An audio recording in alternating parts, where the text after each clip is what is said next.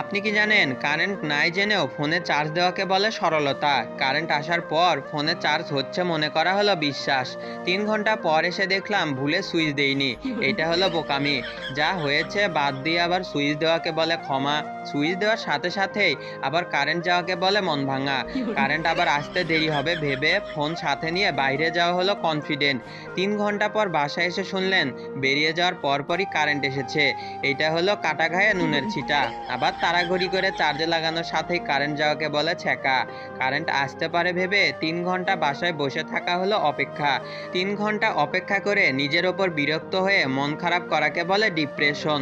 মোড়ে কারেন্ট আছে, ওখানে চার্জ দেওয়া যাবে ভেবে বাসায় থেকে বেরিয়ে যাওয়া হলো বিকল্প ব্যবস্থা। মরে যাওয়ার অর্ধেক রাস্তায় গিয়ে বুঝলেন কারেন্ট আসছে। একে বলে প্রাক্তন ফিরে আসা। বাসায় যাবেন কিনা মরে যাবেন, এটা চিন্তা করা হলো কনফিউশন। এরপর যখন কারেন্ট আসার পর ফোনের চার্জ হয়ে যায়, তখন আপনারা আমার ইউটিউবের নতুন ভিডিও না দেখে থাকলে ভাববো আপনারা কিপটা।